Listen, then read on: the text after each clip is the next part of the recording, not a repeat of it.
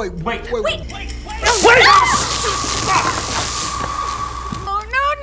no, please! Linda! Travis? Or... First up. No! One! Hello and welcome to my channel. दोस्तों आज हम देखने वाले हैं हॉलीवुड की एक गेम सर्वाइवल मूवी को।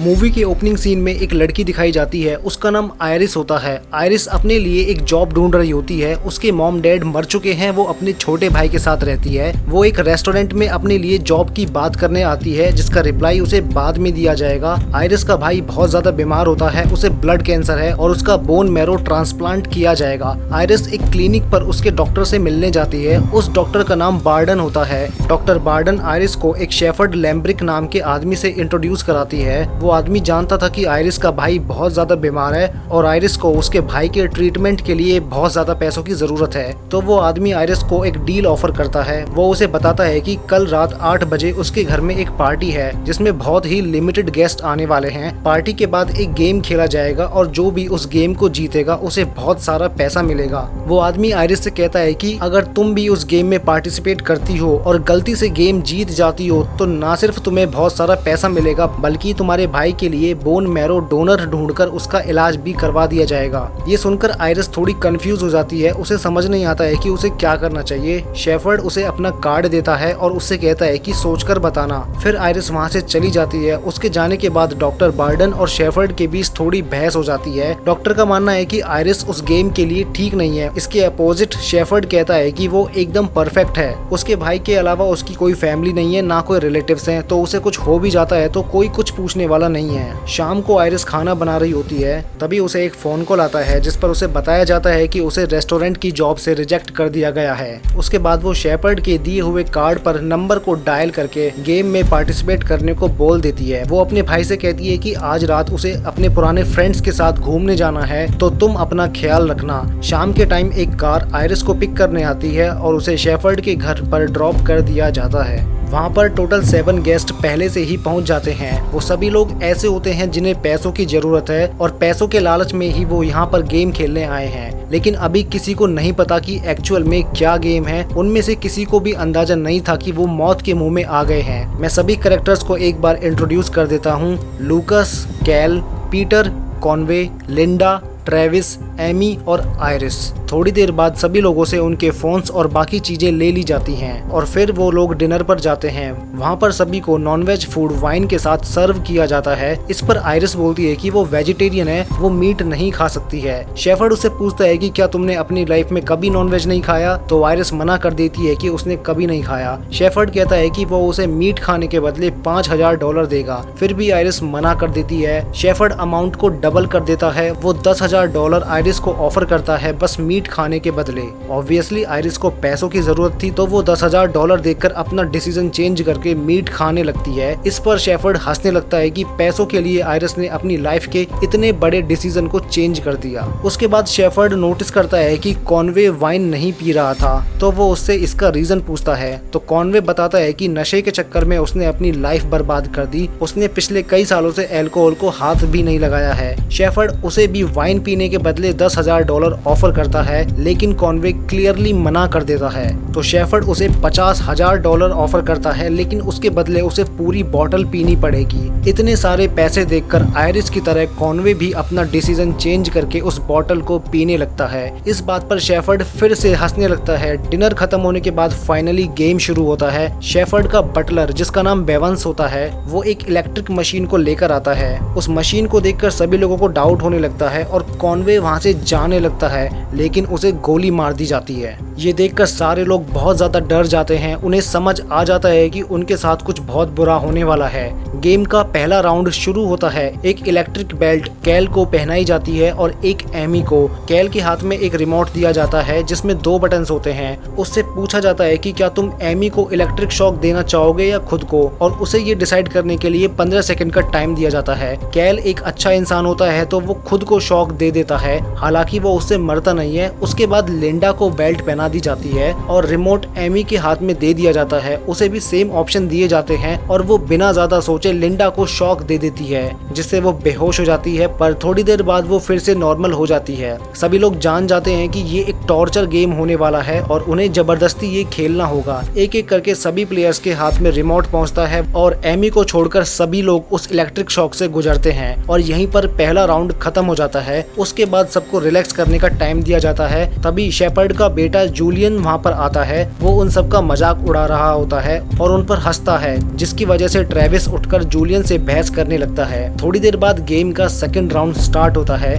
गार्ड्स वहाँ पर चारों तरफ प्लास्टिक को बिछा देते हैं और उसके बाद शेपर्ड वापस आता है और उन सबको सेकंड राउंड के बारे में इंस्ट्रक्शंस देता है। सबसे पहले आयरिस का नंबर होता है। उसके सामने एक बर्फ तोड़ने वाली कील और एक लेदर की स्टिक को रखा जाता है और फिर उसे ऑप्शन दिए जाते हैं कि या तो तुम्हें उस कील को ट्रेविस की थाई में मारना होगा या फिर उस लेदर की लकड़ी को 3 बार ट्रेविस की पीठ पर मारना होगा। ऑब्वियसली सेकंड ऑप्शन ज्यादा सेफ होता है, तो वो ट्रेविस को लकड़ी से मारती है, लेकिन वो काउंट नहीं होता है। शेपर्ड कहता है कि तुम्हें पूरी जान लगाकर उसे मारना होगा, तभी वो काउंट होगा। तो आयरिस थोड़ा और जोर लगाकर उसे मारती है, जिससे ट्रेविस की स्किन उधड़ जाती है और ब्लड निकलने लगता है। उसके बाद लूकस का नंबर आता है। उसे ऑप्शन दिए जाते हैं कि या तो वो कील को आयरिस की थाई में मार दे या फिर उस लेदर स्टिक को फिर से 3 बार ट्रेविस की पीठ पर मारो, और इस बार दोनों ही ऑप्शन डिफिकल्ट थे। उसे ये डिसाइड करने के लिए 30 सेकंड का टाइम दिया जाता है, बट ट्रेविस उसे सेकंड ऑप्शन चूज करने को बोलता है। लूकस ट्रेविस की पीठ पर 3 बार उस लेदर स्टिक को मारता है। जूलियन ये सब देखकर काफी खुश हो रहा होता है। अब ट्रेविस की बारी आती है। उसे सेम वही 2 ऑप्शन दिए जाते हैं, या तो कील को लूकस की थाई में मार दो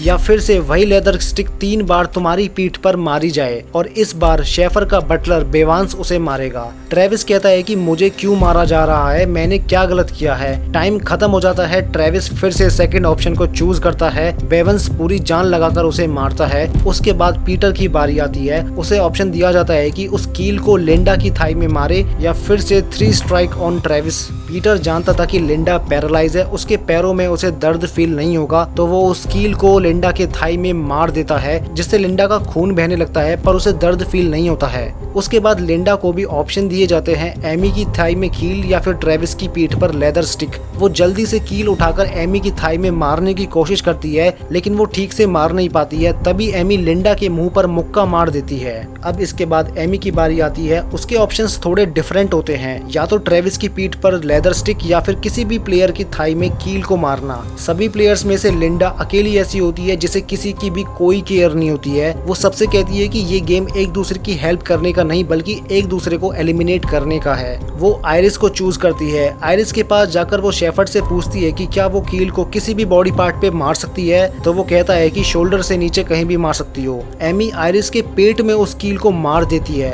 अब बस कैल बचा था। उसे ऑप्शन दिया जाता है कि या तो लूकस की थाई में कील मार दे या फिर ट्रेविस को जान से मार डाले। कैल एमी की बात पर अग्री होता है कि ये गेम एक दूसरे की मदद करने का नहीं, बल्कि एक दूसरे को एलिमिनेट करने का है, और वो ट्रेविस को मारने का डिसीजन करता है, क्योंकि वो ऑलरेडी मरने ही वाला था। ट्रेविस बेहोश पड़ा होता है और कैल उसकी पीठ पर फिर से वही स्टिक को 3 बार मार देता है। थोड़ी देर बाद ट्रेविस मर जाता है और लिंडा भी मर जाती है। अपना खून देखकर उसे हार्ट अटैक आ गया था। ट्रेविस और लिंडा को उस रूम से बाहर निकाल दिया जाता है और यहीं पर सेकंड राउंड खत्म हो जाता है। बचे हुए 5 प्लेयर्स वहां से भागने का प्लान बनाते हैं। वो अचानक से वहां खड़े गार्ड्स पर हमला कर देते हैं। वहां पर भगदड़ मच जाती है, जिसमें कैल मारा जाता है और आयरिस गेट खोलकर बाहर भागने लगती है, लेकिन उसे बाहर जाने का रास्ता नहीं मिलता है। जब ये गेम चल रहा होता है, डॉक्टर बार्डन को अपनी गलती का एहसास होता है। वो एक गन के साथ चुपके से शेफर्ड के घर में घुस जाता है और आयरिस को बचाने की कोशिश करता है, लेकिन बेवांस उसे गोली मार देता है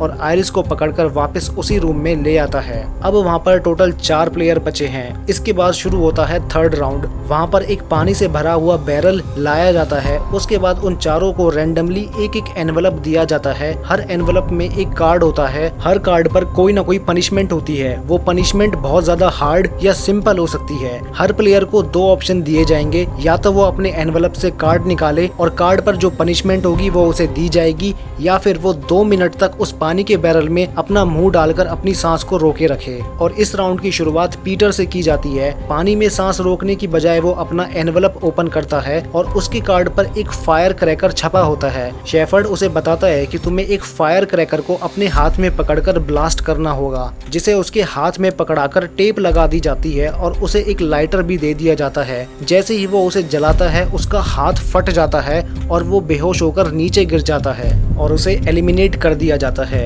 उसके बाद लूकस की बारी आती है। वो भी अपने एनवलप को चूज करके कार्ड को निकालता है जिस पर एक आंख छपी होती है। शेफर्ड उसे बताता है कि उसे अपनी एक आंख के अंदर ब्लेड से कट लगाना होगा। उसे एक मिरर और एक ब्लेड दे दिया जाता है और उसे ये काम 30 सेकंड्स में करना होगा। लूकस शेफर्ड से रिक्वेस्ट करता है कि प्लीज मुझे छोड़ दो, मुझसे ये नहीं हो पाएगा, लेकिन उससे कोई फायदा नहीं होता है। उसका टाइम खत्म होने ही वाला होता है। लास्ट मोमेंट पर वो अपनी एक आंख के अंदर ब्लेड मारकर उसे डैमेज कर देता है, जिसके दर्द से वो बुरी तरह चिल्लाने लगता है। इसके बाद आयरिस का नंबर आता है। वो अपने कार्ड को छोड़कर 2 मिनट तक पानी में सांस रोकने का डिसीजन करती है। बेवन उसके सर को पकड़ लेता है जिससे वो 2 मिनट से पहले पानी से बाहर ना निकल पाए। शुरू में तो ठीक था, लेकिन थोड़ी देर बाद आयरिस छटपटाने लगती है और जैसे तैसे 2 मिनट तक सरवाइव कर जाती है। लूकस आयरिस के कार्ड को ओपन करके देखता है। उस पर एक टीथ छपा होता है। इस पर शेफर्ड आयरिस से कहता है कि तुम बहुत लकी हो, इस पनिशमेंट से तुम्हारे मुंह के सारे दांतों को बाहर निकाल दिया जाता, लेकिन तुम बच गई। लास्ट में एमी बची थी। वो अपना एनवलप चूज करती है। उसके कार्ड पर एक पानी का बैरल छपा होता है और उस पर 4 लिखा होता है, यानी कि उसे 4 मिनट तक पानी में अपनी सांस रोकनी पड़ेगी, जो कि एमी के लिए बहुत ज्यादा डिफिकल्ट था। बेवांस उसके सर को कसकर पकड़ लेता है। 4 मिनट तो दूर, वो 2 मिनट भी सरवाइव नहीं कर पाती है और इवेंचुअली मर जाती है। और यहाँ पर थर्ड राउंड कंप्लीट हो जाता है। लास्ट में आयरिस और लूकस बचते हैं और अब शुरू होता है 4th यानी फाइनल राउंड। दोनों प्लेयर्स में से किसी एक को गेम को एंड करने के 2 ऑप्शन दिए जाएंगे। उसके लिए टॉस किया जाता है। हेड आया तो आयरिस, टेल आया तो लूकस। आयरिस टॉस जीत जाती है। उसे 2 ऑप्शन दिए जाते हैं। पहला ये कि तुम गेम क्विट कर सकती हो, जिसके बदले तुम और लूकस दोनों जिंदा बाहर जा सकते हो, लेकिन तुम्हें कोई पैसा नहीं मिलेगा। और दूसरे ऑप्शन में उसके हाथ में एक गन पकड़ा दी जाती है, जिसमें उसे लूकस को मारना होगा, जिससे वो गेम जीत जाएगी। उसे खूब सारा पैसा भी मिलेगा और उसके भाई का इलाज भी हो जाएगा। लूकस आयरिस को कन्विंस करने की कोशिश करता है कि हमें बाहर निकल जाना चाहिए, लेकिन आयरिस उसे गोली मार देती है और गेम जीत जाती है। शेफर्ड अपनी इस हैवानियत पर जोर जोर से हंस रहा होता है। वो और उसका बटलर्स बेवंस आयरिस के लिए तालियां बजाने लगते हैं। शेफर्ड एक बैग में बहुत सारे पैसे रखकर आयरिस को दे देता है। आयरिस अपने घर जाकर थोड़ा फ्रेश होती है। फिर वो अपने भाई के रूम में जाती है तो वो देखती है कि उसका भाई मर चुका था। वो सारा पैसा यूं ही रखा रह गया। उसने अपने भाई को खो दिया और यहीं पर ये मूवी एंड हो जाती है। वेल गाइज, अगर आपको ये वीडियो अच्छी लगी हो तो इसे लाइक कर देना। ऐसी और मूवी एक्सप्लेनेशन के लिए वेगांतिस को सब्सक्राइब भी कर लेना।